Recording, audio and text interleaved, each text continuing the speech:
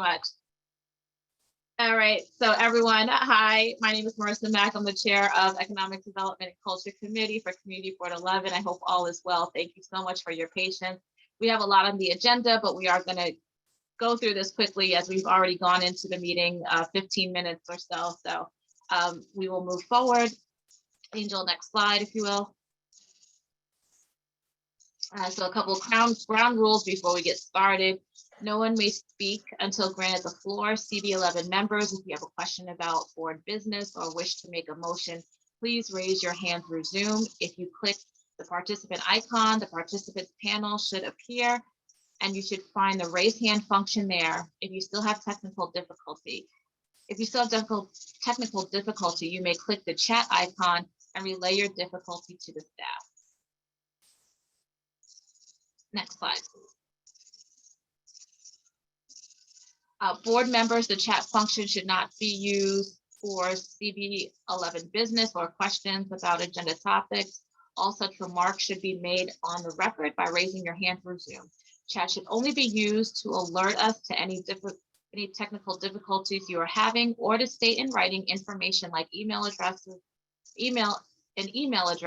that was already stated aloud on the recording during the meeting. Please keep your questions and comments succinct and germane to the discussion. Members of the public, if you have a question or comment about the subjects on the agenda, please raise your hand through Zoom and wait to be recognized. Okay, so calling this meeting to order at 6:48 p.m. Again, thank you so much for waiting. Angel, if you could do the roll call, please. Sure thing. Madame Briha, Eva Chan, James Horton is excused. Marissa Mack.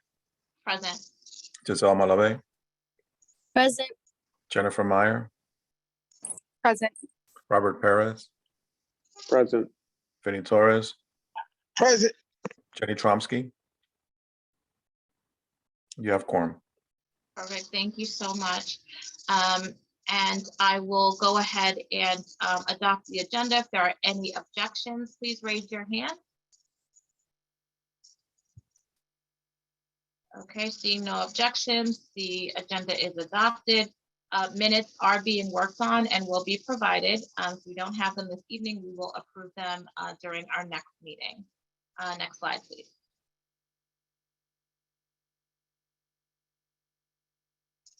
Okay, so announcements, Angel. Sure. Just a couple of quick ones, and one of these touches on an item that'll be on the agenda a little later on. So the Caribbean Cultural Center African Diaspora Institute signed a 49-year lease for a new cultural center in East Harlem to be located at 201 East 125th Street.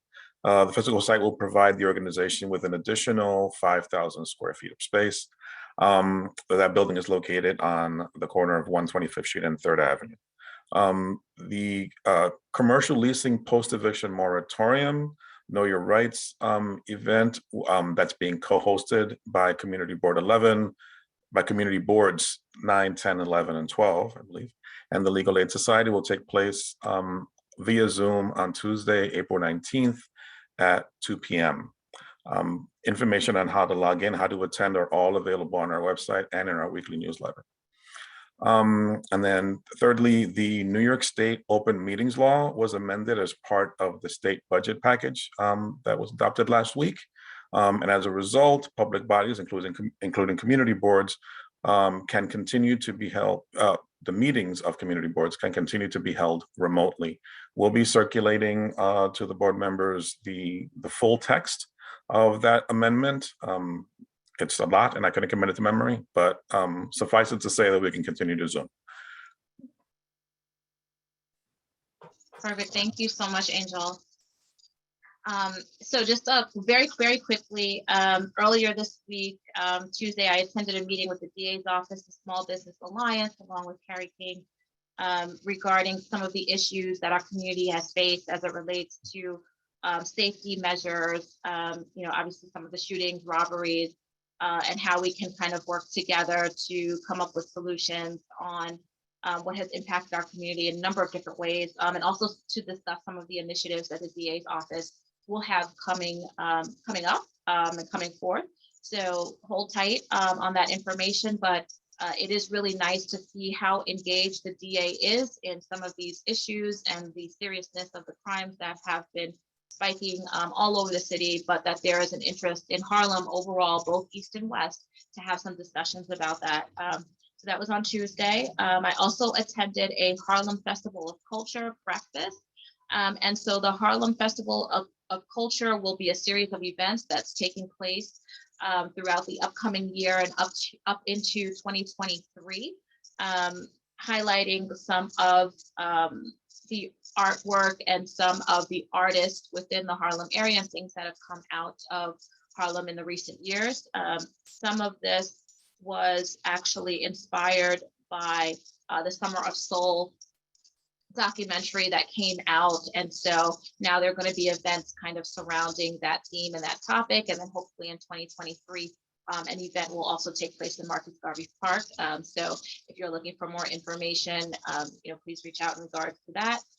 Also, Food Bazaar is hiring, and so happy that our partners at 1 East 125th Street are following through with their agreements in terms of hiring locally, for jobs that have to do with that development and things coming forward. So if you, and there are a number of jobs there. So if you know anyone or need more information, please reach out to us. Also, Classical Theater of Harlem, who has been in constant conversation with us, will be hiring summer youth employment. I think they're working through union settlement on that, which is great. And has come out of our conversations. And also we will be working with Uptown Grand Central and Harlem Park to Park on pop-up shops for small businesses within our community, which is awesome. And so they're just really trying to engage us as much as possible, along with obviously their own programming, which is great. And also, I'm not sure if we'll have them next month. This might be public safety, but there have been a couple of incidents that have happened with Instacart over here at the mall, and they need to be addressed as it relates to just the safety of the community, and then also their engagement with the tenants at the East River Plaza. So there's more information there that needs to be unpacked, but we may have them either at our meeting next month or public safety, but there are some issues around how they have been engaging with the community. I would say the private contractors and how they have been kind of working throughout the community. So that's something else that we might address next month, either here or public safety.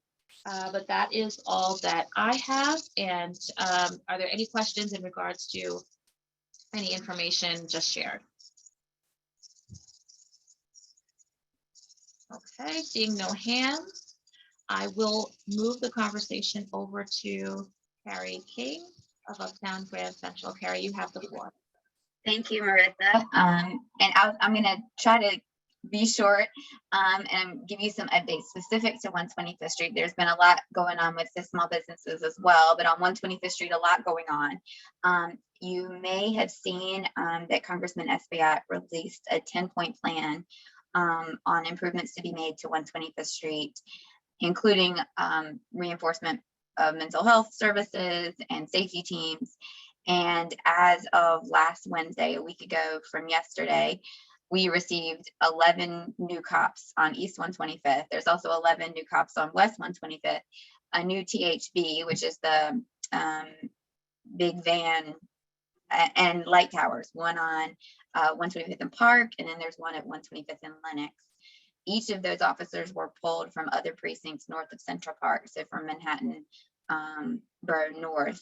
And so if you go to 125th Street right now, you'll see at least 4 cops between Lex and Park, many more at Park, and kind of spread throughout. So that has been really interesting to watch in the past few weeks, past week.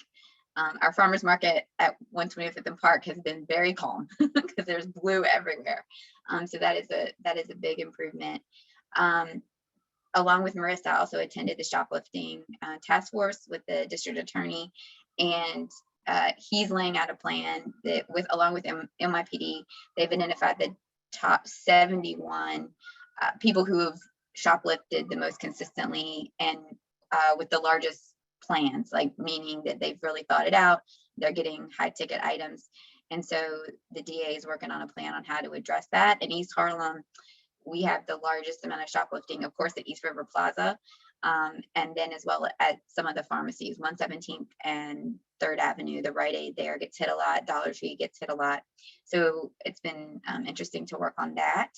Also, thanks to Marissa and some other supporters, we were able to make contact with the director of the City Cleanup Corps in the mayor's office. And I think we'll be talking about that a little bit later. But thus far, we've been able to get many of the members of our cleanup corps extended through June 30th, the end of the city fiscal year. And so we're hoping that they can be extended through the next fiscal year as well, because we're really trying to keep 125th Street clean. And the city cleanup corps has added 40 people to the corridor. So all in all, things have been, we're making some major improvements, also continuing to work on bid development, the development of a business improvement district. So lots of good things going on. I'm not sure if Pablo is going to mention about the restaurant resiliency program, so I'll just mention really quickly and let him follow up if he would like. On the small business front, the small businesses in East Harlem have been participating in the restaurant resiliency program, which is a program from the state that allows them to cook meals for food pantries. And this was championed last year by Assemblymember Rodriguez before he was the Secretary of State. And this year, we tried really hard to get it into the state budget. The Assembly voted for it. The Senate did not, even though Senator Clear really made an effort and was the sponsor of it. It didn't make it into the final budget that was passed this past weekend. So we're considering options on other sources of funding for that program.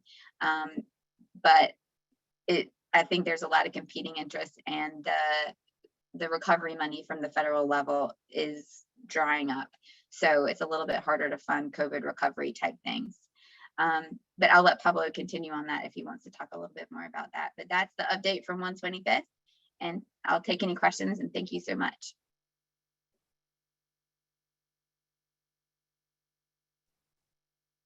Jennifer? Hi, yes, I think this might be more of a question for public safety. I live on 125th in between Park and Madison, closer to the Park side. And I know there's been a lot of complaints from my building about that big spotlight that's on Park and 125th now, because it's pretty much daylight, and anyone that has a north facing or a south facing apartment now. So I don't know if there's any talks about if that's going to be up for a long time, or what the deal is exactly with that big spotlight. That's a good question. I think when it was put up last week, we actually did a big mural cleanup day on Saturday, and we had to get them to move it a little bit around the corner because we couldn't reach the mural because it was blocking the mural. So we can, they're willing to angle it in different ways. I think we just need to talk to the deputy inspector and see if that can be moved, because I can see how that would be really bright. Okay, great. Yeah, thank you so much. I'll definitely be in contact with you if that's all right. I know there's been some signs up in my building about it, so people are definitely organizing around it already. Yeah, we should. I think they're willing to angle it different ways, so we should talk. Great, thank you. Okay, if there are no other questions, we'll move on to, and thank you, Carrie. Thank you so much for presenting, and I know we'll hear a little bit more from you later on. Jana, did you have a question? Yes, I did. I mean, I could also ask it at the end because it's a very general question, not specific to the past presentation. Yeah, if you could hold it until the end, that would be helpful, just so we can move along with the agenda. We do have thank you so much. Thank you. Pablo, are you on? Yes, I'm here. Good evening. How are you? Fine. How are you, Marisa? Let me put the camera on. Okay. All right. Yes, mine is also a short one. Leveraging on what Kerry said about the RRP, the Restaurant Resiliency Program. Sadly, it did not pass. However, in the good side, there is a lot of money. There is $800 million advocated for New York State small businesses. And I believe that it's not in the form of the RRP. More programs will come. We don't know yet what will be, but we're going to be attentive and ready to communicate to the community as they come out. We would have loved to have the RRP refunded because everybody knew it. It was already ongoing and it was resulting. It was going well. There is no learning curve to this, but it is what it is. We tried, it didn't happen. And regarding the East Harlem working together, as you know, this is a program to promote economic development in El Barrio. And within the initiative, what we did recently was an awning raffle. It is a follow-up of an awning raffle we did last year. And the idea here is to show tenants, commercial tenants, the importance of having good, nice looking awnings, no an eyesore, something that really attract customer and tell what is inside of the store.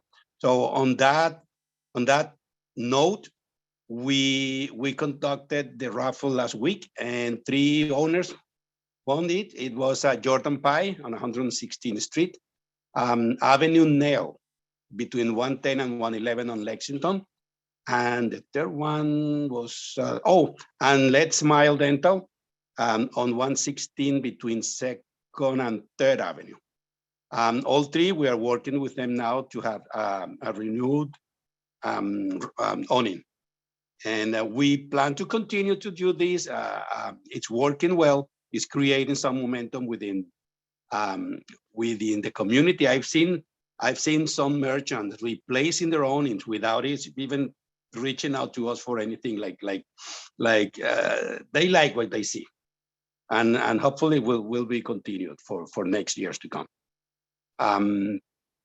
Also, we just finished the storefront survey. It was a continuation of the surveys we did on 2020. We noticed very interesting. Well, first, the total number of commercial storefronts increased, and that's because of new construction, the new buildings coming up in the district. They all have commercial space below. So we have about 30 new commercial spaces in the district, which is good. And we saw a lot of closings on restaurants, grocery stores, and hair nail salons. But very interestingly, they reopened somewhere else. So these are not permanent closings. What is called the attrition rate in the district was not badly affected by COVID. I think all these programs that were deployed, including the programs that we deployed, did pay some results and allowed the customers to stay. I don't know how the landlords are on this because they lost tenants and tenants were relocating somewhere else. Most likely that's what happened. I haven't been able to get there. A copy of the storefront accessible to everybody will be published shortly, probably next week. And so you will be free. I'll inform the community board how to access the survey. It's an interactive map and you can play. Like if you want to know how many restaurants are in the area, how many hair salons are in the area and where they are located, all that information will be on the interactive map. We're also planning together with Uptown Grand Central, a bunch of open streets for the next 3 months. And we are now on the final, and I know you're aware of that, the board, because you've been considering this proposal. And also we are doing in Cinco de Mayo, the actual May 5th, we're gonna do an event under the train tracks on Park Avenue between 115 and 116. It's a collaboration with, again, Uptown Grand Central. Thank you, Gary, and an EDC with Eileen Gastambides. I don't know if she's on the call and would like to elaborate on that. Other than that, that's my report. I did want to mention something, if I may, if I have the time. I don't know how overdone am I, Marisa? If it's something quick, go ahead. No, it's not quick. It's a comment about how dirty the streets are, despite of the effort we are putting down, and trying to suggest some options, but it is not quick. Maybe I'll address it outside with you guys later on. So I know we spoke about that before, about the sanitation, and then also offline about possibly, you know, writing a letter or something of that nature. So let's circle back in regards to that and have a separate conversation about that and what to do. Okay. Giselle, I wanted to recognize you. Thank you, Marissa. Good evening, everyone. I have a question for Pablo. You said that the business is relocated outside of our district. Do you know where? No, not outside, inside of the district. Okay. Thank you. I guess they relocated. I'm not sure. I didn't go that deep, but I noticed, for example, that 20 restaurants closed and 18 reopened. No, kind of funny, kind of silly. No, the same with the hair salons, like 15 closed and 10 reopened. By the time we closed the storefront, and I don't know if they more ended up opening after that, maybe January and February. We will only know when we do the 2022 storefront survey. But it was notable that we had substantial closures, and I was seeing a lot of closing here and there, and I was kind of concerned. I failed to notice that they were opening a lot of openings somewhere else. Okay, thank you so much for clarification. Thank you, Pablo. And I think that kind of goes into, let me just see if there are any other questions. But thank you for pointing that out, Pablo, because I know you had mentioned that our last meeting that was a concern, but then also noting if they're opening back up again, then, you know, maybe people are maybe renegotiating, you know, leases or getting leases that might be less in different places. That might be a possible, you know, reason for that as well, but who knows? But thank you for presenting on your work and what you're doing. And we will follow up with the conversation on sanitation. And also in regards to the survey, please be sure to pass around any information that you have to us in regards to that. You can send it to Angel. Thank you very much. Thank you, Pablo. Thank you. So now, Angel, I saw you come on. Did you want to say something, or just about this this next item, if you wanted me to okay, talk about it. So yeah, so we shared this with the committee as part of the agenda and the public agenda, that the city council is considering proposed legislation to establish commercial rent stabilization in the city.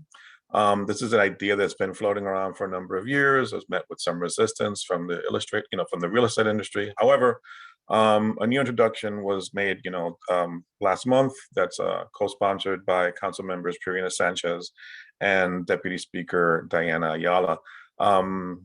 If adopted, the proposal is suggesting that establish a system of rent regulation, commercial rent registration and regulation applicable to retail stores of 10,000 square feet or less, manufacturing established of 25,000 square feet or less, or and professional services or other offices of 10,000 square feet or less.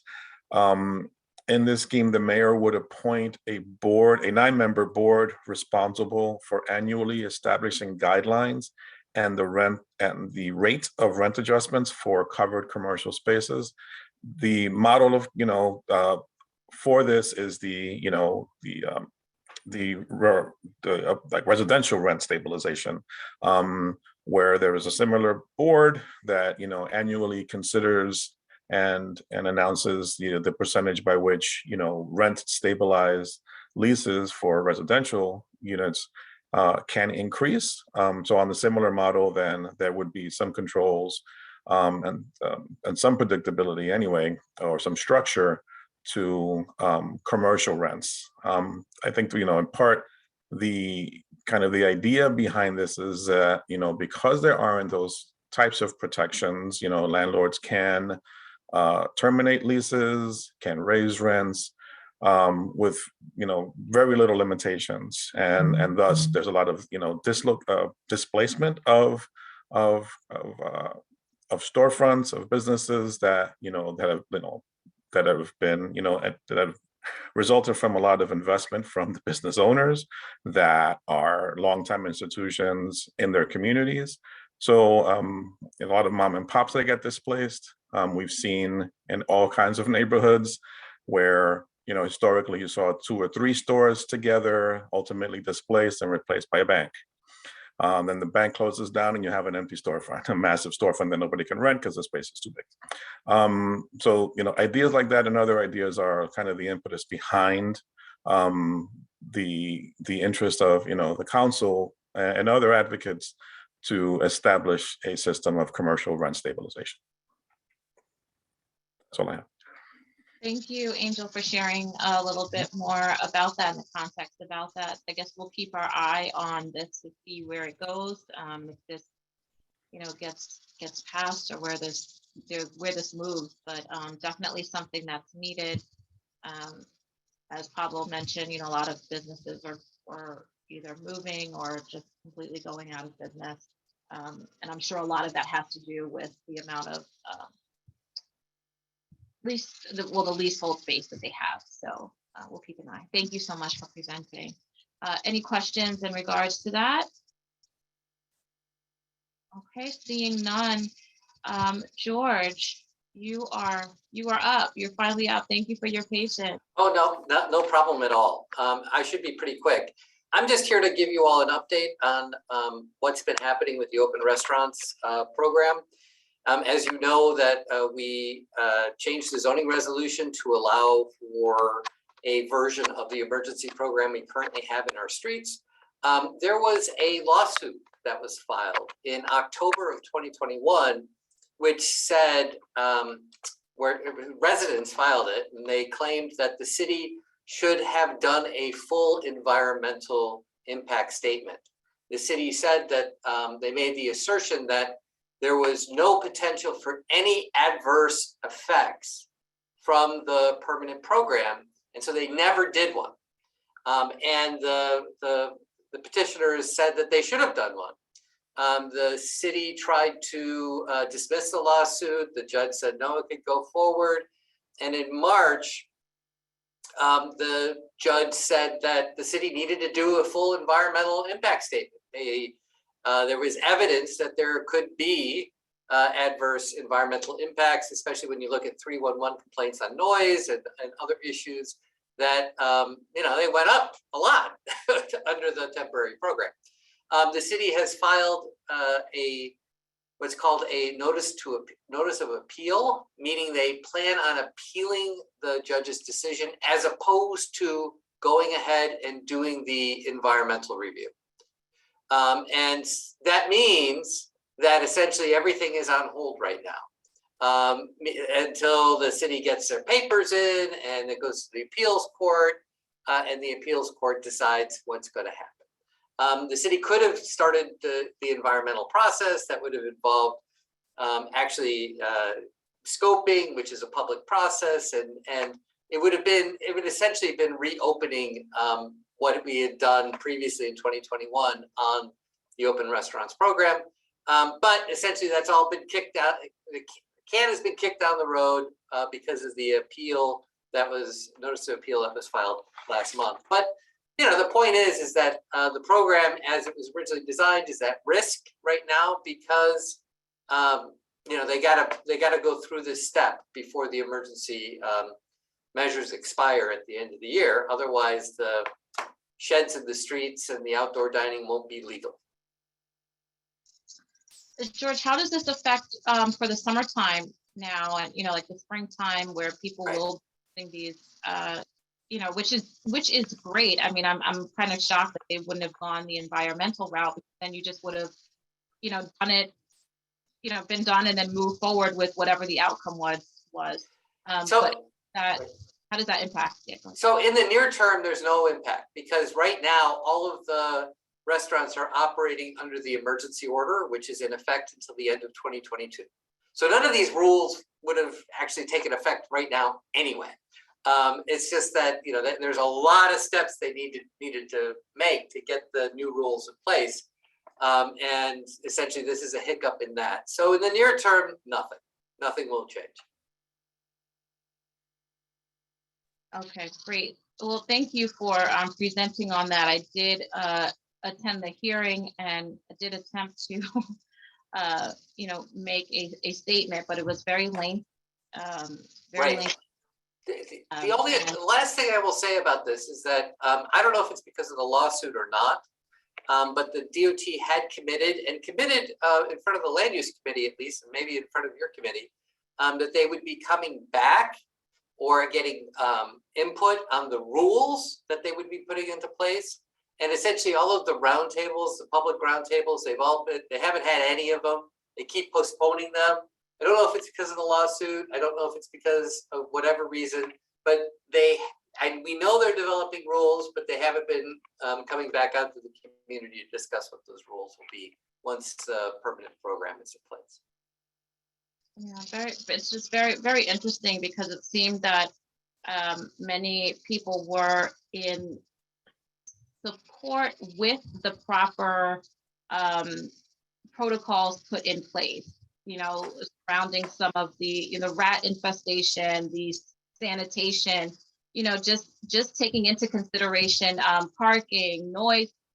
If all of that were studied and which would have come out in an environmental, then working around that, I think would have made it a little bit easier, but I digress. I see two hands. Lizette?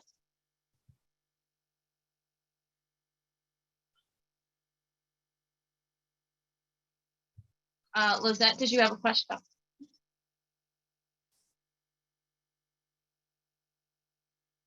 Okay, she put her hand down. Giselle? So my question was in the economic recovery report that the mayor sent out, they did speak about like a new model, or that they were going to consider maybe. I mean, they didn't get too specific because I'm sure they probably don't have an idea yet of what they mean, but maybe if this new model is something that they can put away or store maybe after hours, after a certain time. I don't know where we can put those suggestions, but did the lawsuit kind of appear after or before or during this was being written up? It happened as early in the process as it could, really. It was right after they said that they said what they issued was a negative declaration, which is essentially there's no potential for environmental impact. So it was way back in October of 2021 when the lawsuit was filed. And really, there are people working on the new rules that they're planning on implementing. I know that there's a committee of the American Institute of Architects that's working with the Department of Transportation of like dimensions and materials and fire safety and ADA compliance, and it's complicated. It's really, really complicated. And as you were saying, what to do with these things at night? Do they stay in place? Do they go away? What? And like there are rules. There are a whole bunch of rules which haven't been developed, adopted, but there are draft things that they're thinking about. One of the concerns I have is that how much public input will there be with these draft rules? We've been told that there's going to be, some extensive, whatever, but we haven't had much at this point. And I think that I think that's an opportunity lost when you don't engage with the community on issues that affect them. Right. Thank you so much, George. No problem. Okay, not seeing any other questions on the topic, but George, thank you so much for keeping us updated on this. To your point, hopefully before we convene for the summer, we will have some additional information on what's to come and where the program is. But sure. Thank you for presenting on this topic and just keeping us abreast of what's going on. My pleasure. Bye. Okay, Angel, I think we're moving on. Okay, so I think we have Stacy, are you on with us? Stacy Marius? Yes, I am. Hi. Thank you. Hi. Actually, while we were waiting for quorum, I was checking with our legislative director on the bill that I was going to introduce. And it turns out that we have to take it back to the table, not we, right? They have to take it back to the table. It should be ready for drafting on Monday. I guess just some amending and tweaking a little bit. But I just want to kind of introduce to let you know, if that's okay, exactly what we're going to be amending. So if you'd like, I can share that. Yes, absolutely. So, and just to give a little bit of background on yourself and then the office and what you guys are working on. So that would be extremely helpful. Thank you. Okay, so just a little bit. Oh, I'm sorry, right? I didn't introduce myself. My name is Stacy Marius. I am the community liaison for the Assembly member Inezi Dickens.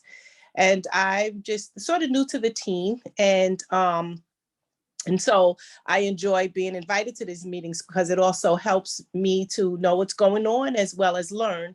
And so reporting the bills is just another part of the component, right, of the job. And so we've had some bills that have been, since I've come along anyway, we've had some bills that have been passed and I've shared them through other community board general meetings.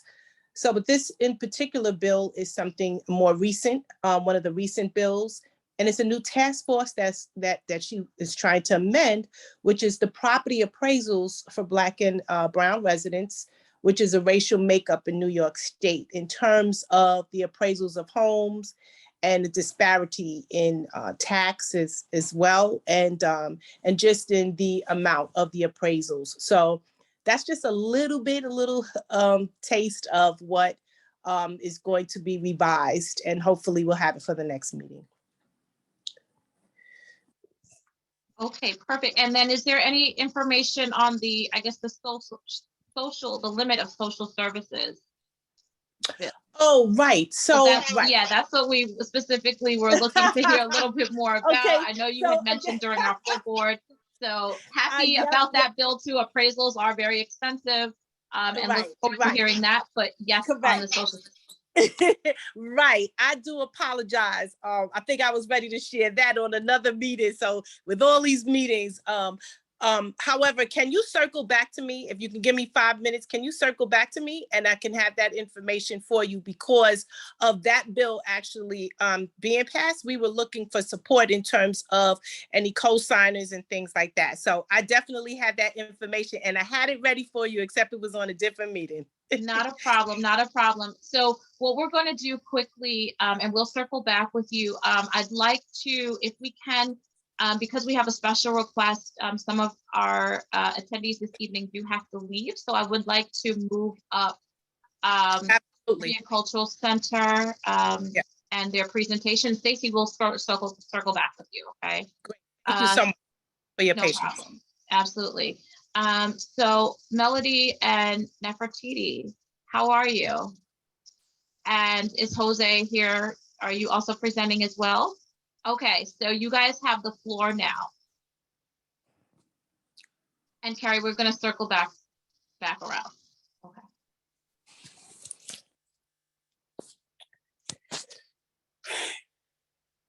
So Caribbean Cultural Center, you have the, Thank you. My name is Jose Rivera. I'm a Director of Strategy and Development for the Caribbean Cultural Center. Melody Capote is the Executive Director. I got a message from her that she got called away for a second. We, as you know from the announcement earlier, we've been blessed to have a 5,000 square feet that is going to be built out at the entrance will be on 126th Street. The actual commercial building is fronted on 3rd Avenue between 125th and 126th Street. The 5,000 square feet is going to be a multi-use facility for artists, particularly artists of color, particularly artists from the community, particularly artists from the greater Harlem community. And the space is designed so that it is both working space and presentation space and rehearsal space. So we will have the ability to have presentations in the evening and other times for up to 100 audience participants. We have dance theater rehearsal space, visual art space, a multimedia center. All of this is part of the project that will be there. It is going to be the home of the Institute for Racial and Social Justice in Arts and Culture, which was created as a virtual program 2 years ago upon the death of George Floyd, but now has been growing to the point that we now have a physical facility, so that what you will see over the next couple of years is activities and programs that are deeply arts and culture based, but at the same time grounded in racial and social justice issues. And that's really the heart of what we will be bringing to the community. Our request for a letter of support relates to the fact that we are applying to Congressman Espaillat and Senators Schumer and Gillibrand for a federal capital grant, which would come through the HUD appropriation, ultimately as what is called an EDI, an Economic Development Initiative, because in the end, the program is going to be a really exciting incubator for new artists and for artists that are looking to expand their careers and their career potential. This is also going to be available to our public housing community, of which we have 6 developments within the immediate area. And so it's an exciting opportunity to really change the landscape and present a bulwark, as it were, against the gentrification that we know is coming. And so we ask for the committee's support and a letter of support for our application, which is due April 20th. Right around the corner. Okay, great. So I'm happy that we were able to have forum tonight and hear from you, and congratulations on the space.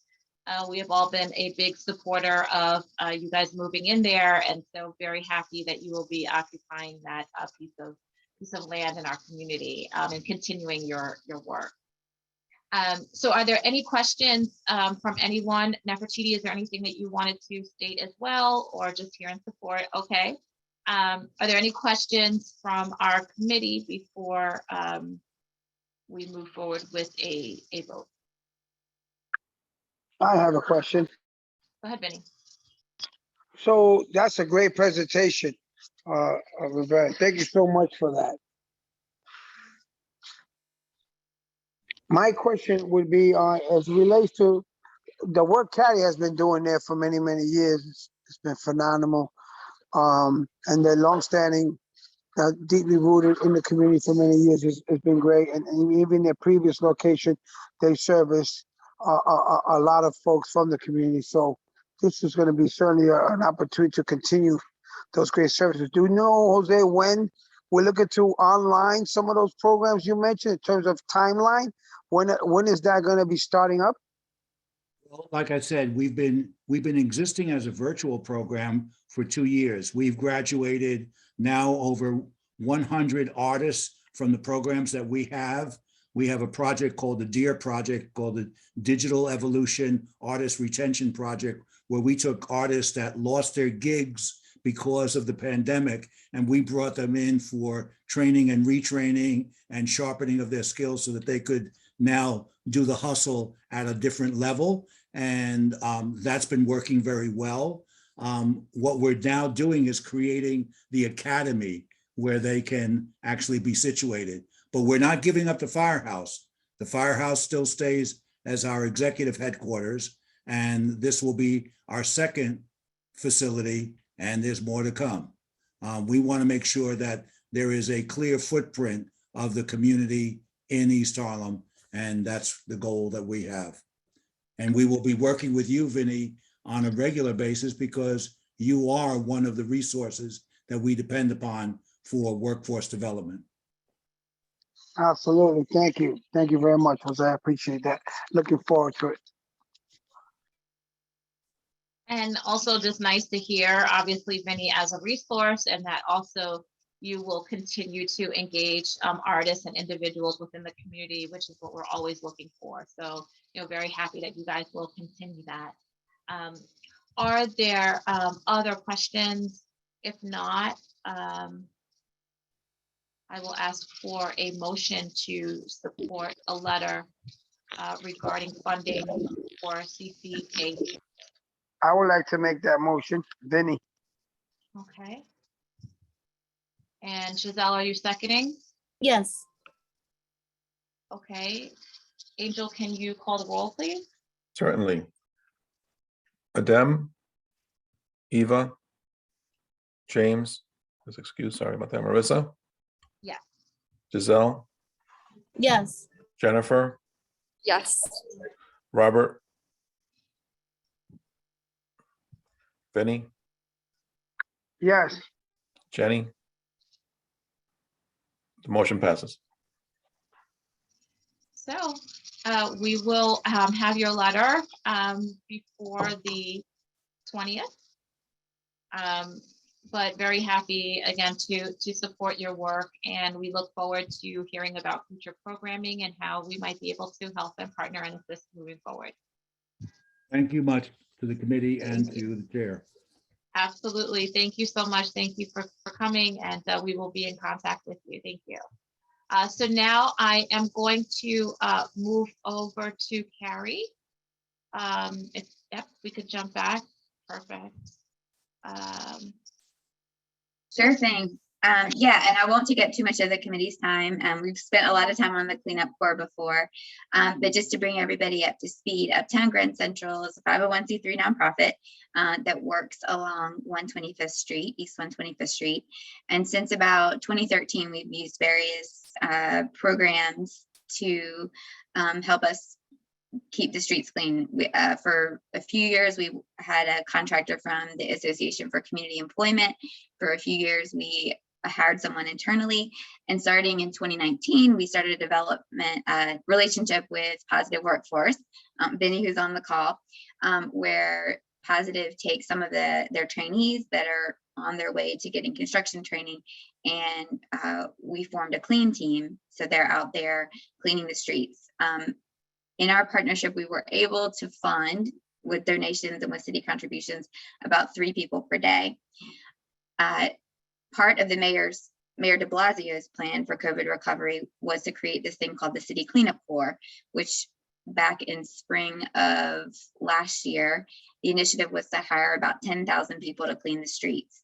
And so we were able to partner with this initiative. And by October, we got about 40 people who have been helping us clean the streets. So 40 is a lot more than 3. And that has made a huge impact. And shout out to Positive Workforce, because they're managing the contract, they're dealing with all the workers and the paychecks and the supervision, and also helping them all have other opportunities as well. All of the City Cleanup Corps members that we've received are also getting opportunities to complete HVAC training, OSHA training, things like that through Positive Workforce. As I mentioned, it's a COVID recovery program, so it's winding down for this fiscal year, which we've been panicked about, because could it go from 40 workers back to 3 is a little bit of a big cut. So we've been able to speak to the mayor's office, thanks to Marissa and other partners, and they have agreed that our contractors, or that our team, is doing a great job. And so they're going to try to extend as many of them as possible through the end of this fiscal year.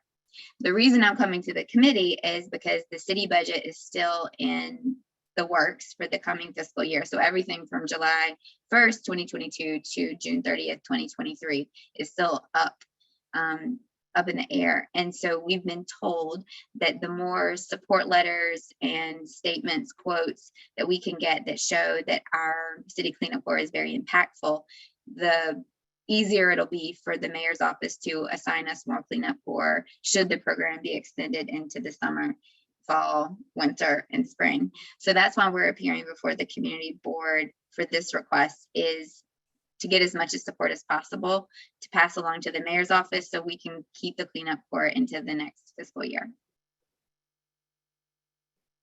Thank you, Carrie. And then I wanted to also note too that, if there is anyone on the call who might be able to assist in getting any petitions or any quotes from people along 125th Street that are in support, obviously, of continuing the city cleanup corp, that might be helpful as well.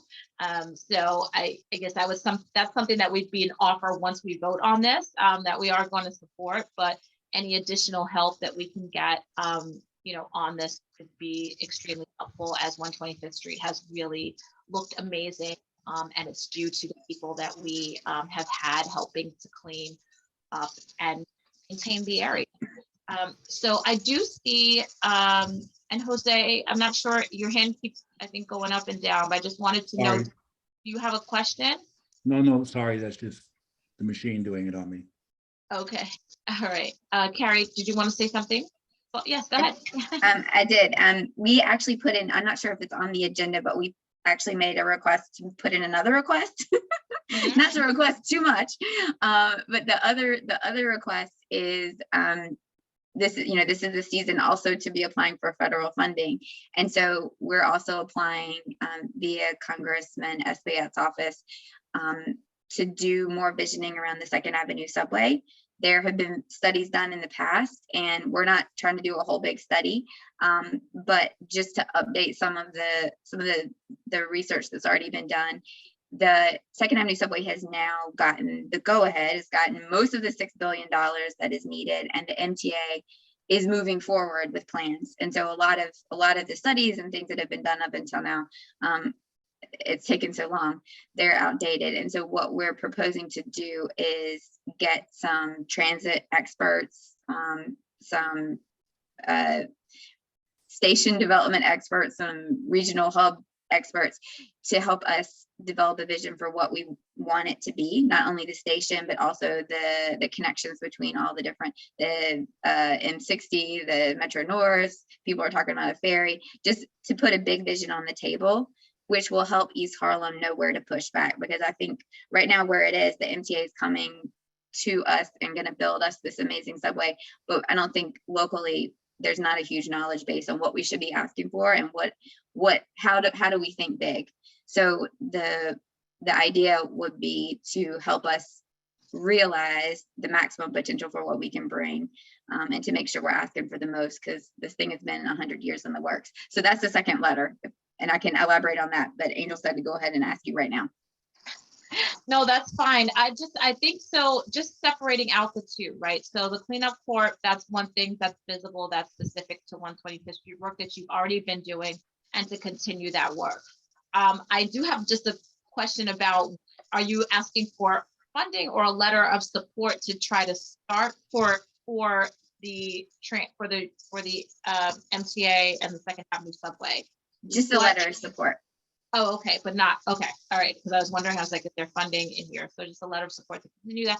I also think that that's something that we would be doing, and there's a line item later on in our discussion around, some of the works and some of the things Giselle, Angel, and I have spoken about regarding 2nd Avenue subway and things that we need to do. So I think that would kind of be looped into that as well. But understanding what your ask is and that they are two separate things.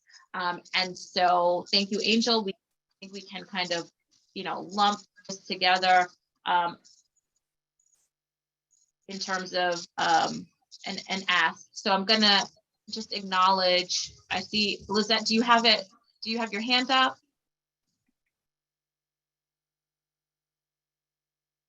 Okay. All right. So I'm gonna move forward in asking if there is a motion just for the city cleanup corps to move forward in providing a letter of support for funding to continue this operation. I, Giselle, make a motion to support the funding of, what was it again? The request for funding. The request for funding. For city cleanup. For City Cleanup Corp. Thank you. Is there a second?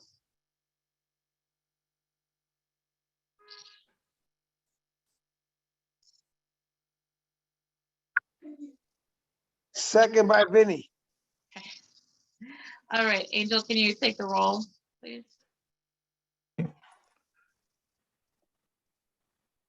Marissa, Yeah. Giselle, Yes. Jennifer, Yes. Robert, Vinny, Yes. Jenny. The motion passes. Okay, great. And so now I will ask for a motion for a letter of support to engage community members for further discussion around the impact of the Second Avenue subway. Does that encompass everything, Carrie? Well, maybe I answered your question wrong, but maybe I didn't. So Uptown Grand Central is asking for federal funding to do a visioning, and not a huge long thing, but just get us some plans and things that we can reference. So I guess, Yeah.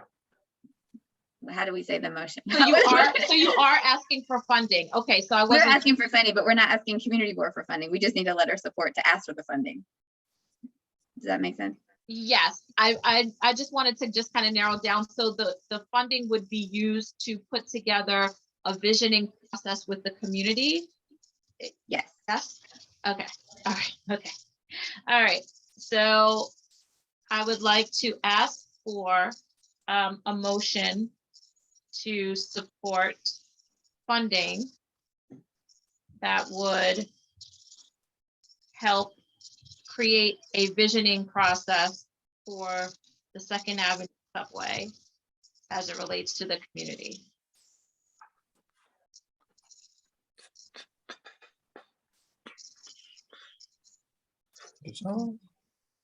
Okay, Giselle.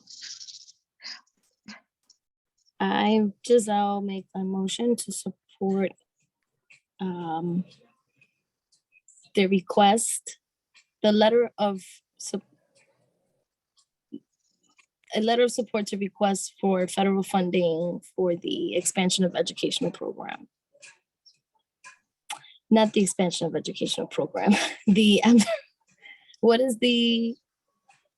So for What's the name, Carrie? So for the I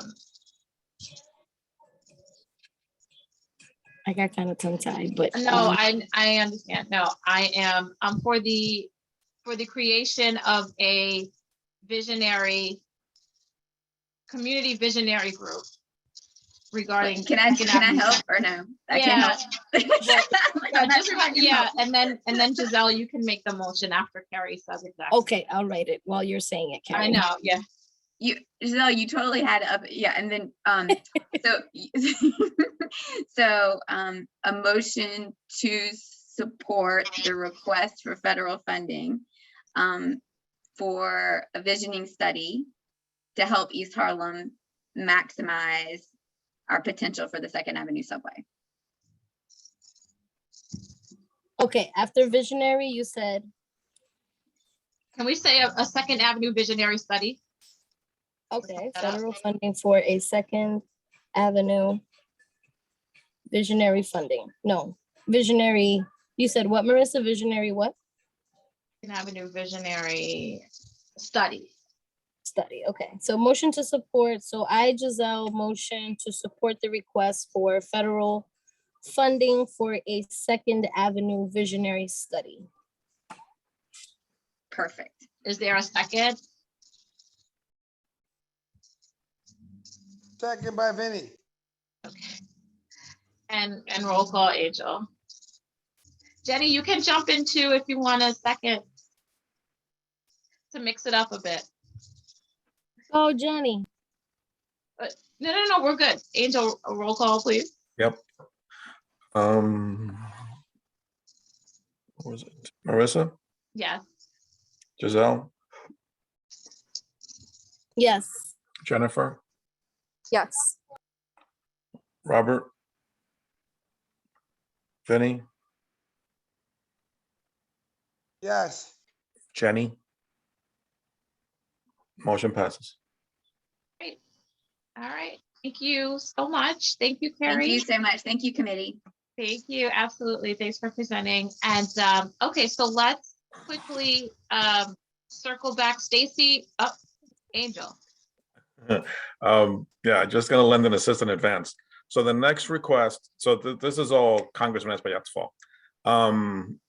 So he's encouraging folks to apply for federal funding. So everyone's coming. So the next request is the same thing. They're asking for federal funding for their own program. Okay, thank you. Thank you, Angel. Okay, so just circling back quickly, Stacy, are you ready? If not, we will just move forward. Yeah, well, yep, I am ready. Okay, no problem. Yep, thank Okay. you for your patience. Thank you.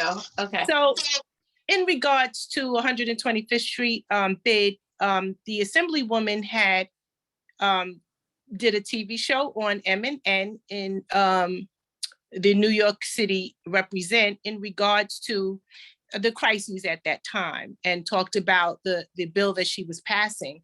So anyone can go back and take a look. And obviously what was reported tonight was good news because of the progress, right, that 125th Street is making. So thus far, since the bill A9571 is the bill that limits, if you want me to repeat it, I can, it's A9571. It limits the amount of addiction and substance abuse facilities in the city of New York. And since she's introduced that bill, she was able to get it passed and just, trying to get co-sponsors and support. However, what she has gotten is the newsletter that you probably would see moving forward would report on what she's indicated in the progress she's made thus far, which is the state is redirecting its efforts to combat opiate and drug addiction with a $402 million commitment to operating and capital support for OASIS. This will help the services providers to enhance prevention, treatment, and recovery, and prevention, which is at the residential services. So in regards to the bill, just to sum it up, that's pretty much, she is proposing, however, to, of course, limit the amount of substance abuse programs, but also to provide more money and assistance for those services to be provided on a residential level as far as prevention and as far as the treatment and recovery services. Okay, so thank you for presenting. I think I have a few questions in regards to the bill. So I think I was under the impression that it was for a specific area as opposed to New York. Is it New York City overall or New York State overall? Is it specific areas or specific zip codes? How is that working? Yep, and that's actually an excellent question, because in drafting the bill, there was some difficulties because obviously in the assembly, introducing the bill for specifically 125th Street or those areas that are within the community board region, it was kind of some challenges. And so I think they had to just finally draft it as saying in New York City. Within their, go ahead. That's interesting because that doesn't really solve the issue of overpopulation in certain zip codes.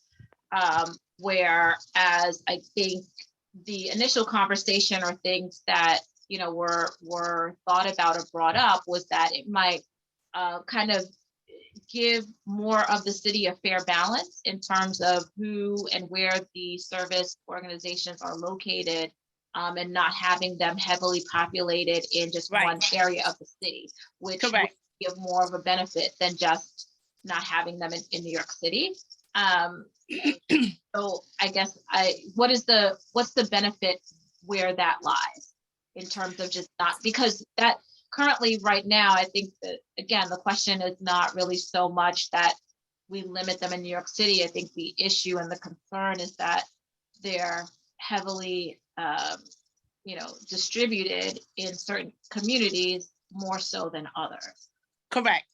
And to your point, and that is that's actually to, basically focus on specifically the 125th. However, I think, again, when drafting it, I think there was some challenges in that where it had to be within a community board district. So whether it was CB, CB 10 or CB 9 or CB 11, it was more so supposed to be focused on that. However, I can circle back. I'll just get some clarity with that particular question, just to make sure that I'm not, providing you with any wrong information. But this is kind of what was the outcome with that in terms of New York City. So I will circle back as far as your question is concerned and make sure that I report it back on the next meeting. No problem. And thank you for presenting. I think my feedback that I would give, and maybe if you could take it back, is maybe if, I understand maybe it can't just be 125th Street, right? And maybe Correct. you say, That's right. look, you say within a span of, 3 zip codes, you can only have but X number of service providers, right? Or it can only be, I don't want to say X number, but it can only be a certain percentage of Correct. the city, right? Because you can't, I don't want to put a limit on number of providers, but I think there needs to be a little bit more of a push on the fact that we are heavily saturated. And I feel like that may have, right, that may have been like the spark for this bill. But to keep it as wide as New York City, there's not really a need for that per se. In my view, and that doesn't really do too much. I do think that the bill needs to be more specific in percentage of services in specific areas, because that's the issue. And so just to comment on that, I know when reading some of the literature, it was about 47 treatment programs within the span of the area that we're specifically mentioning, right? And so we can't do anything about what's already there, right? But again, in seeing the draft of the bill, I believe the limit was no more than 5, right? If I'm not mistaken. And again, I'll get clarity with that. No more than 5 moving forward as a limit to how many can be within a community board region. So again, I will definitely get clarity as well as that, just to be sure as to the amount, like you said, or percentage, right? And again, prior administration kind of had some of those in one area, and that was kind of what got oversaturated. And so we just have to move forward because of what we have now. It's nothing we can do except to kind of provide them with the resources and the tools. And that was what she had talked about in the M&M program, is to provide them more with treatment, with more programs, or with more tools so they can get services. And I'm sure that's a long-term goal, but I'm sure that what she's asking in terms of what she's proposing will also help to possibly keep some of the flow down in the traffic from what's already, I think it's so. I mean, I think it's twofold. It's dealing with what's already going on, correct, right? And like figuring out how to have resources and to help people further with what's currently going on, and correct, separately also to look at, how do you kind of stop or minimize the excessive, just placement of services and just dumping them in an area. And I think those are two different things.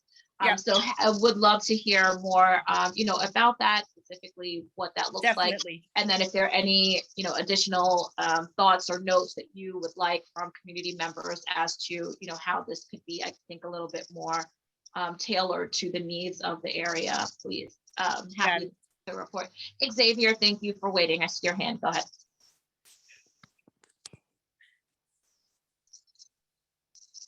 Xavier, did you have something? Yes, I do. Thank you. The unmute button, after 2 years, still, you have to be quick to the punch, as it were. Thank you very much for presenting to us with the Assemblymember Inez Dickens proposed legislation. I think the larger construct that we're dealing with is and Angel, please feel free to chime in and correct me if I'm wrong on my numbers, but we have 12% of all service providers in our district, Community District 11. We also have 75% of participants from zip codes outside of our district. The mathematical disproportionate disparities in this case is shocking, to say the least, and I appreciate the efforts.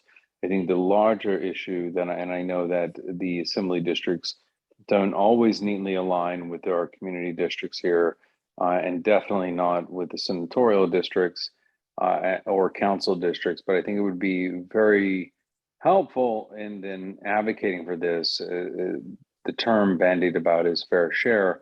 However, I think we need to look at it in a more holistic fashion about how it is disenfranchising communities from the application of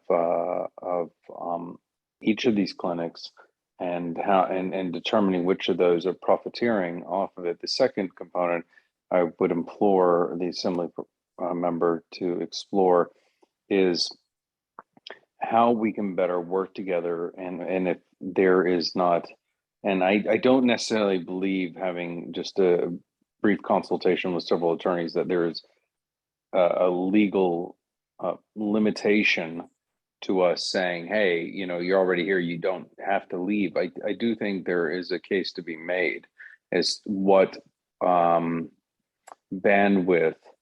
our representatives, as well as membership of community boards and all of the community at large that we represent, are willing to take, because again, we're seeing the ramifications of it in our community at large.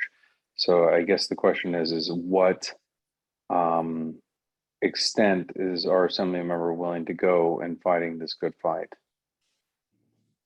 Okay.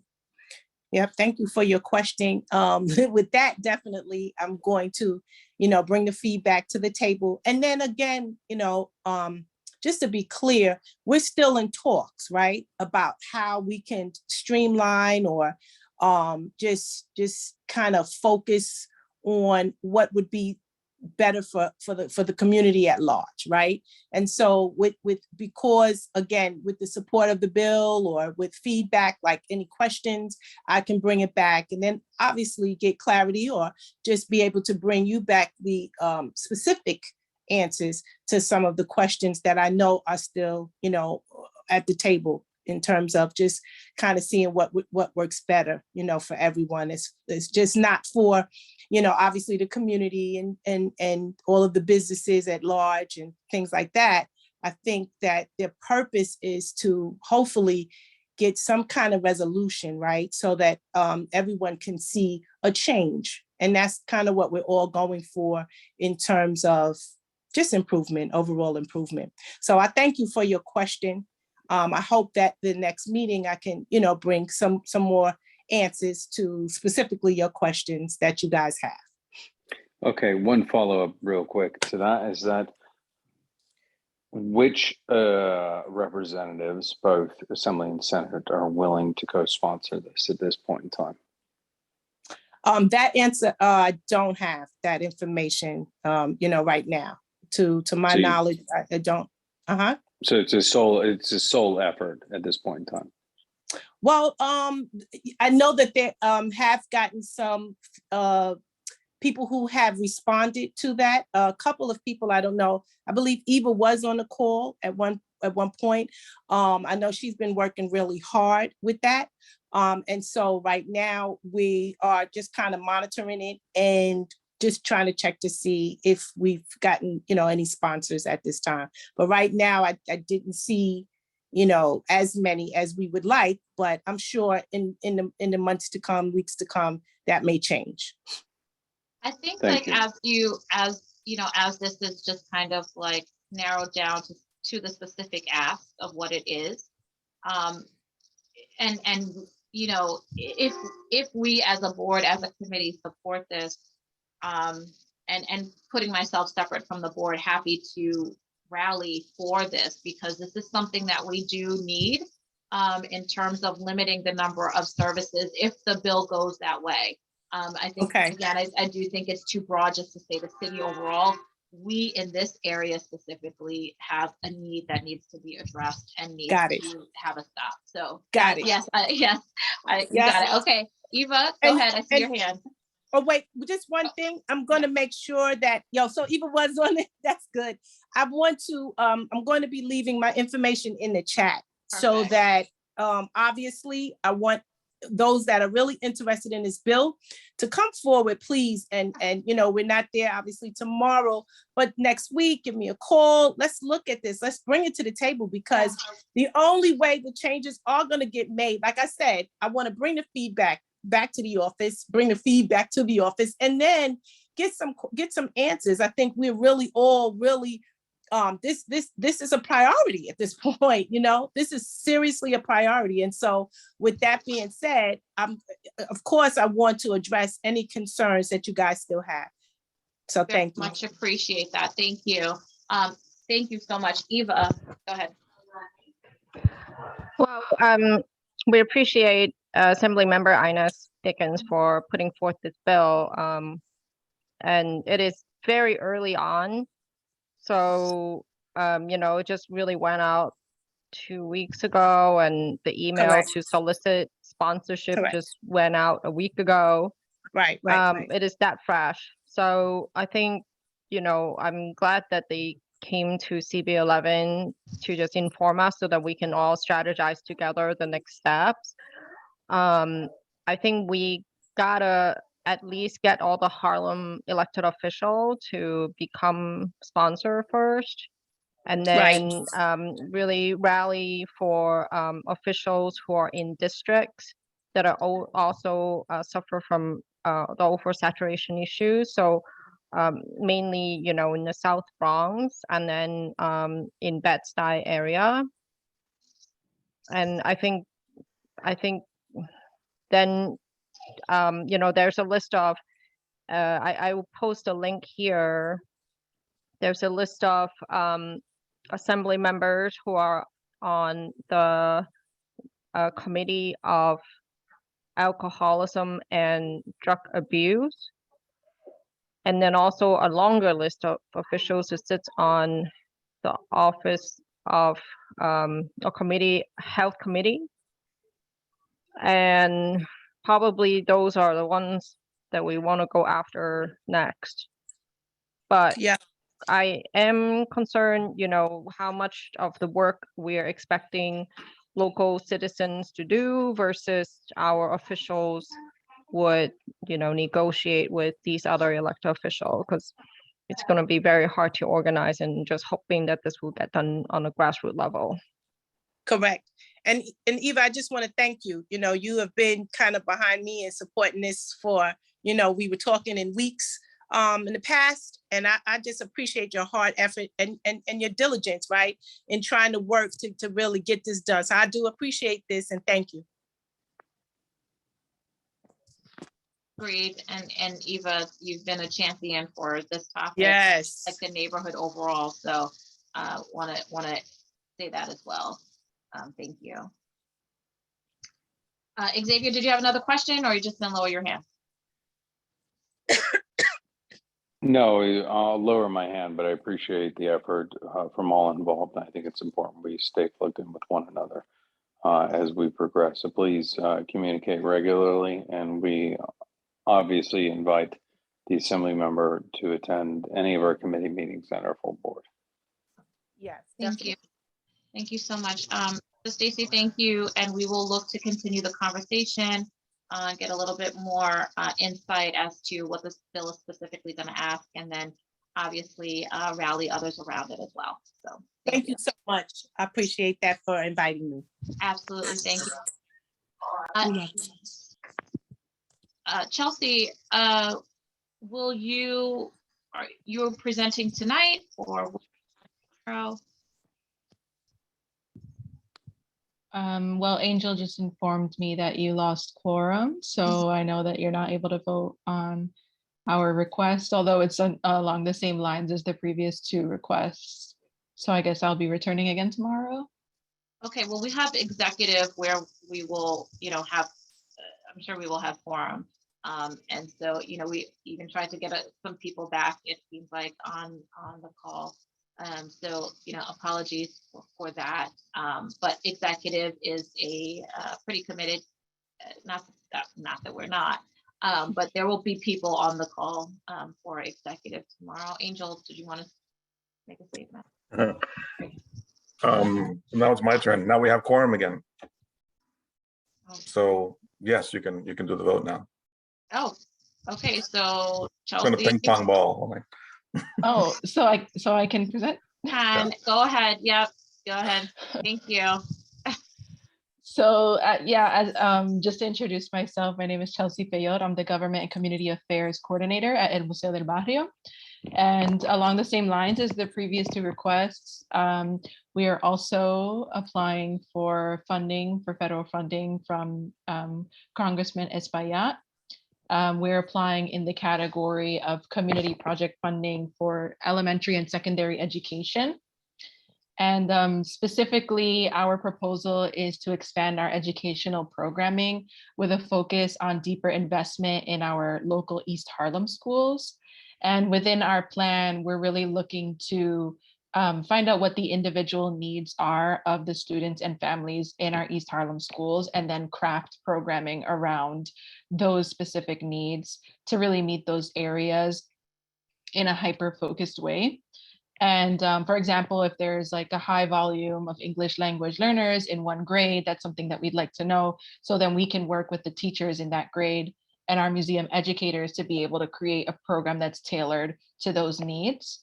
We're already trying to work also with the parent engagement liaisons in the schools, in the district, to get a sense of what the specific needs are from the students and families in the area. And our driving force really for this funding project is the way that the pandemic really highlighted the lack of resources in East Harlem. As we know, this community was one of the hardest hit by COVID and really had little to no access to the resources that they needed. And this was really noticeable with our schools and with the shift to virtual learning. So during this time, El Museo shifted our programs from in-person to virtual programming, and it allowed us to continue to serve the students and the families in our community.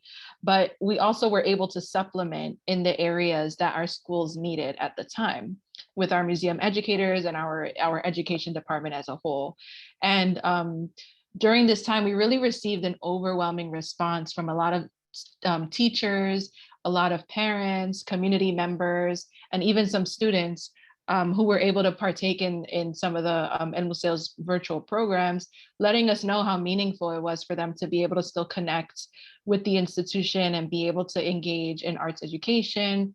A lot of the teachers told us how essential it was for them to be able to continue providing this program for their students and be able to still connect with the same museum educators that they were working with in person before COVID hit. And even from students, especially after our Three Kings Day program, we got some messages even from students letting us know how much they enjoyed it and how it really encouraged them to engage more and to feel more connected to just the virtual learning space in general. So this is something that El Museo wants to continue doing, serving our community in this capacity and really be able to use funding opportunities like this one from Congressman Espaillat to bring the resources to our East Harlem schools in a really focused and hyper-local way. And as the other presenters mentioned, is community project funding. So having the community support is the most essential part of our proposal. So we'd appreciate also having the community board support, and we are asking for a letter of support in that aspect. Okay, thank you for presenting. I just have a quick question for you regarding upcoming program for the year. Are you able to, I guess, share anything specifically that you have that might be different and new coming up for the spring, summer for El Museo? As far as our education programming or just in general? Educational programming. Education, right now, we're still trying to develop our programs with the schools in East Harlem. As far as what we really want to do is expand our hybrid options so that there's a bit more flexibility as far as what the future holds for for learning in general for the education system. With this project, we really want to find out what the needs are specifically before we go into developing the program. So that's one area, but I know that we really want to develop our teen programming. That's an area that is needs a little bit more investment into. So I can definitely let you guys know what's coming up with our education programs right now. But as for the time being for this project, we're really we're going to invest more and do a bit more research on what the needs are within the schools first before we start to develop the programming and create the curriculums. Okay, great, thank you. Are there any questions?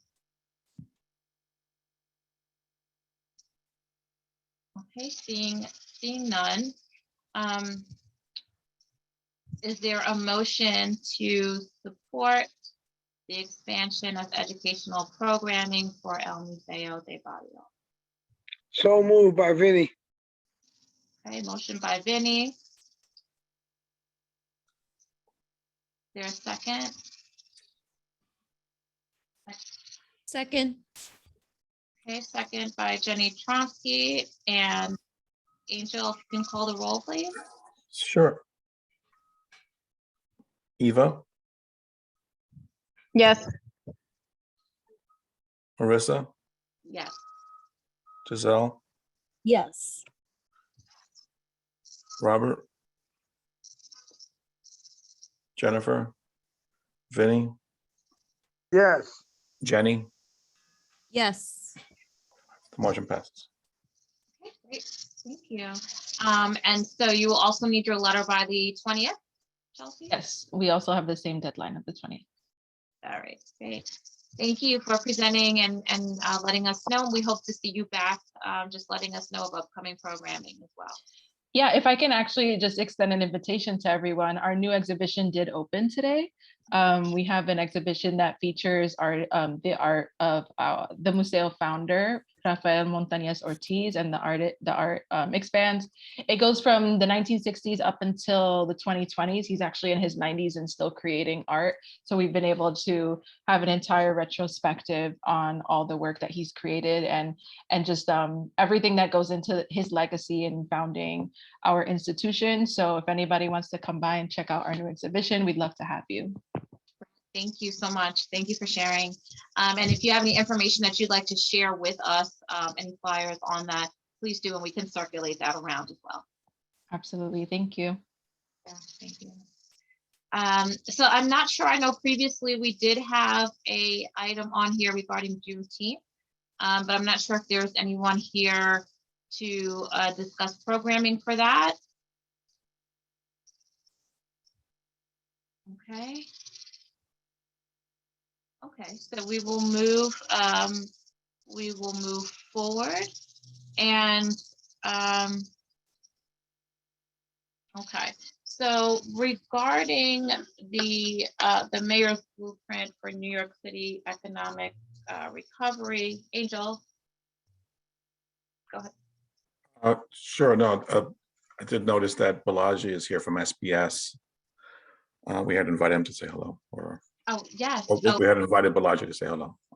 Yes, absolutely. I'll move Balaji over to the panelists when they're ready to speak. Okay, perfect.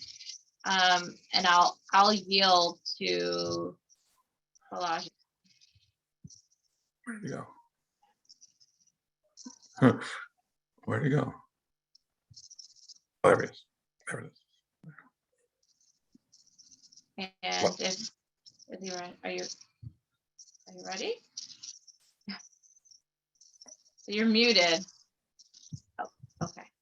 Oh, pardon me. Apologies. I was just trying to, yeah. So good evening, everyone. My name is Balaji. Firstly, I want to say thank you to the committee for inviting me. I am a small business advocate for New York City Small Business Services.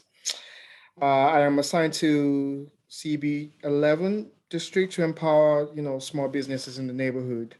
New York City Small Business Services have lots of free services for small business that the businesses in the neighborhood can take advantage of. These services are provided to help business owners to open sooner and stay open for longer. Some resources that we offer would be Workforce One, a compliance advisor program, commercial lease assistance, New York City Quick Start program, whereby we customize the requirement for your business according to what the business actually needs. We also have interagency contacts to aid and escalate small business permits and licenses. We also have loans and grants for small businesses that are provided by the Business Solutions Center. I don't want to take too much time. If anybody have questions or you have a referral, you can just, I'm going to put my details in the chat if the panelist actually permits me. I'm going to put my details in the chat so that anyone that has a question, they can just shoot me an email or give me a call. And we'll tell you all about the resources and how we can actually help the businesses in the neighborhood. So thank you for presenting. I guess I just wanted to know, I guess more or less, so your role is working in connecting businesses. Have you been in contact, I think, with our Uptown Grand Central Union Settlement in regards to the community and some of the small businesses already? Or I guess, where are you in the process of connecting with businesses? I know I am in contact with the Business Solutions Center in the community. That's as far as I've gone because I've just been appointed to your neighborhood sometimes last week. That's when I shoot you the email. But I mean, moving forward, if you want to send me all those contacts, I'm gonna reach out to them and we can take it from there. Okay, perfect. Yeah, I think if you can maybe add your information in the chat as you stated. And then, you know, some of our community members that are on here may want to further connect with you. And I will also be in contact just to see how you can connect further with our community. Oh, one quick question. Are you familiar with the resource van, the SBS resource mobile van?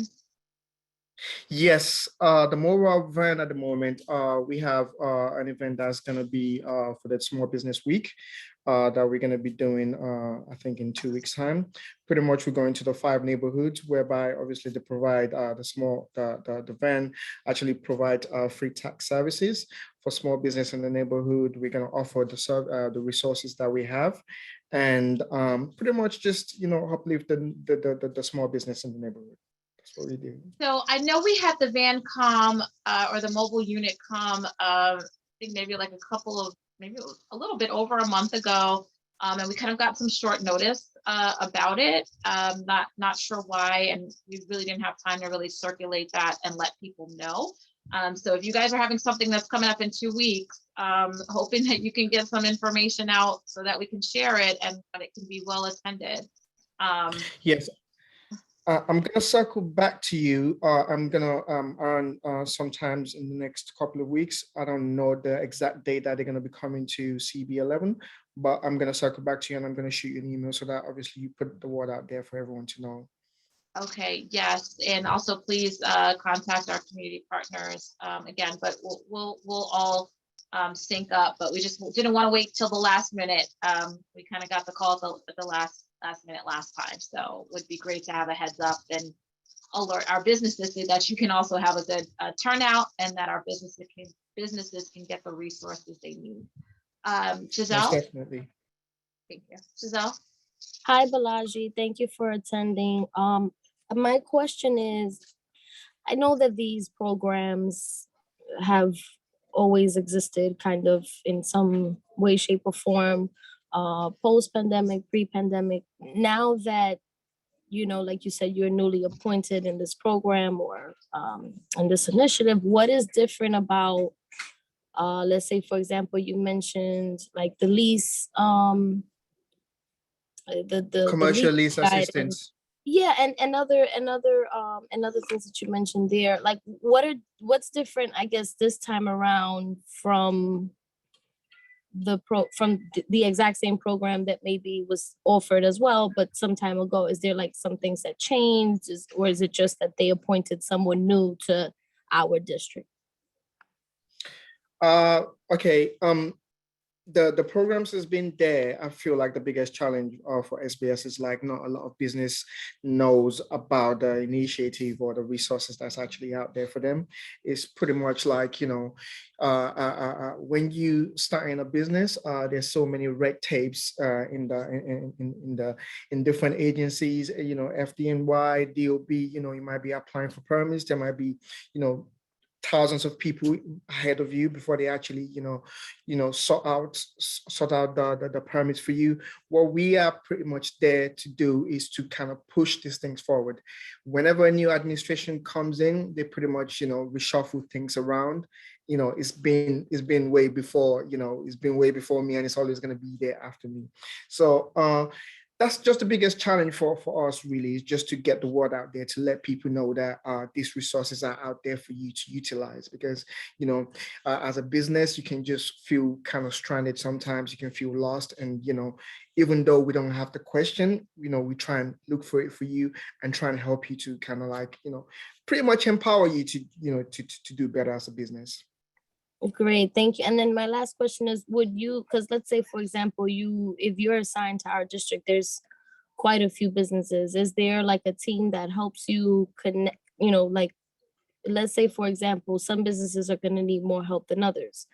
Do you have the time and the team and the resources to like dive into, let's say, a business a week, or is it just you presenting the program and then they have to reach out for more support, or are you the contact of support? Okay, so pretty much I'm the main contact. For example, the resources is the whole small business services, is a whole agency. There's different units, there's different departments. For example, like a compliance advisor. Compliance advisor is just one of the programs that we have, whereby a previous, like maybe an ex-inspector that worked with Department of Mental Hygiene or FDNY, that, they've pretty much worked with other agency. They work with small business now. They go to the business and they tell you common violations that you can avoid, just in case you want to have an inspection. Maybe you have an oncoming inspection. We have a unit that's definitely dedicated to that. They call you, discuss your small business needs in detail before they actually come out. And they come out, they tell you, they give you a whole template on what you need to be doing, on what you don't need to be doing. Basically, we just customize it. I'm not the only one. We have a whole unit. It's just not only me. Whatever, I'm the main point of contact. So for example, let's say you have a commercial lease assistant, I make a referral and I push it up to them. The team takes it over. So I'm the business advocate that literally spreads the word around within the agency. Okay, thank you so much, Balaji. Thank you very much. So, any other question? Other questions? Okay, if not, thank you so much for presenting, and we look forward to connecting with you further in regards to your efforts within the community.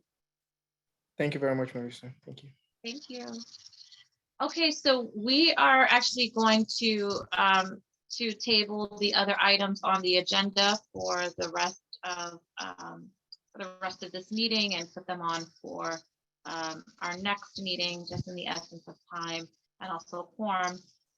If there's any other information that people would like to mention or state, please do so. Otherwise, we are going to wrap for this evening. So if there's any old business or new business that anyone would like to mention, please raise your hand to be recognized. Giselle and Eva. Hi, okay, so for the old business, I just, Marissa, remember you were talking about marketing, and there was something that you wanted the committee to do around that? So I was having a couple conversations, and hopefully they can come to maybe present the idea to the board, but it was something around having a trolley for maybe 7 or 6 months, or maybe even 5 or 4 months out of the year.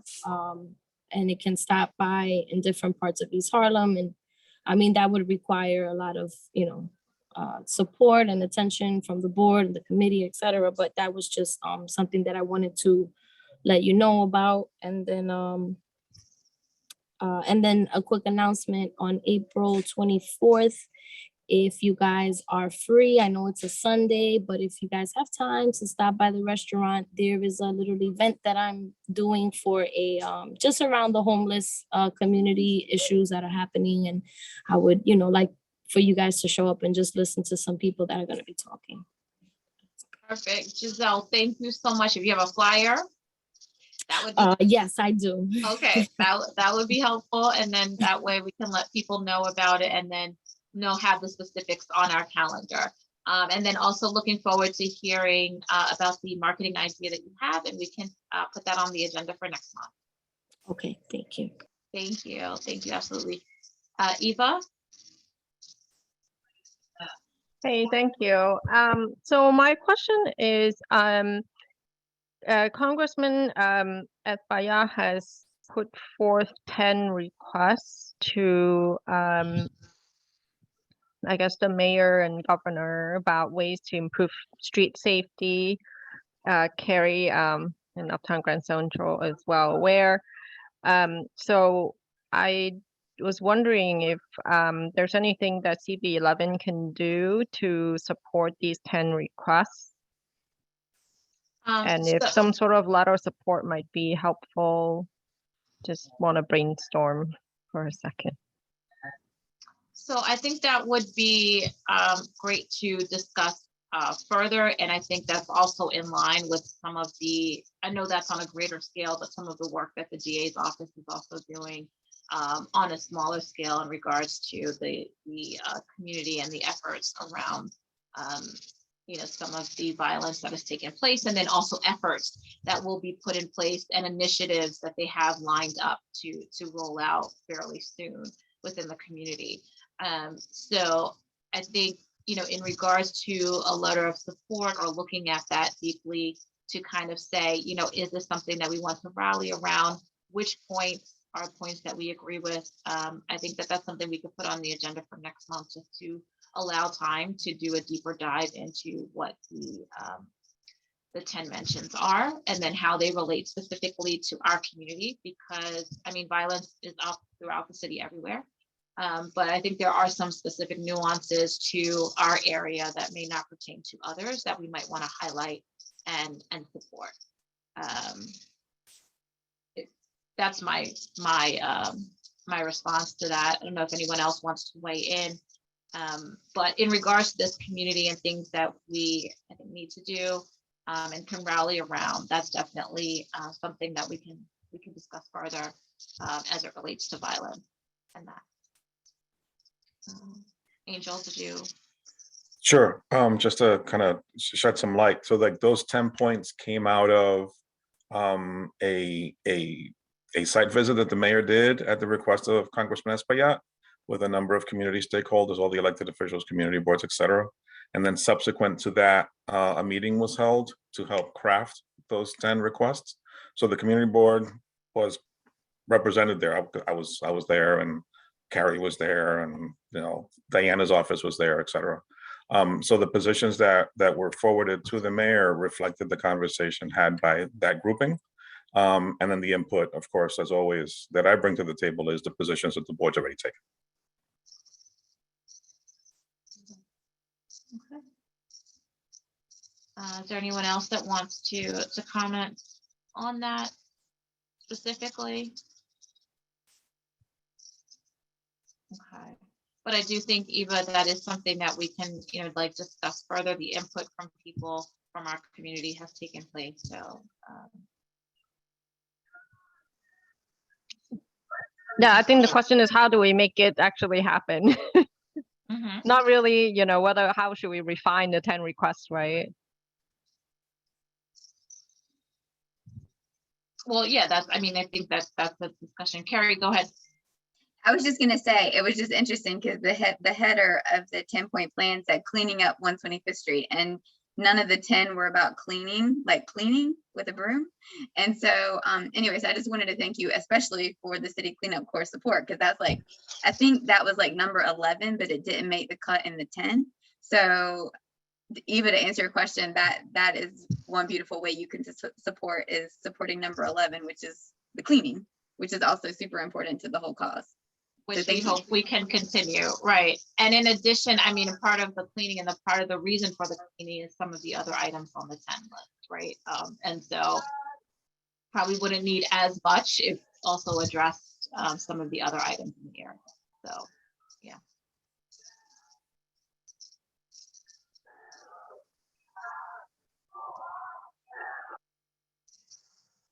So are there any other items quickly before we move on?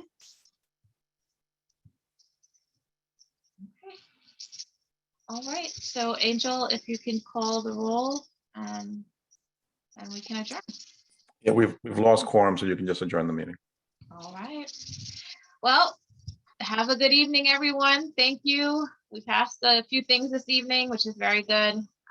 Happy to continue to support the community. Have a good night, everyone.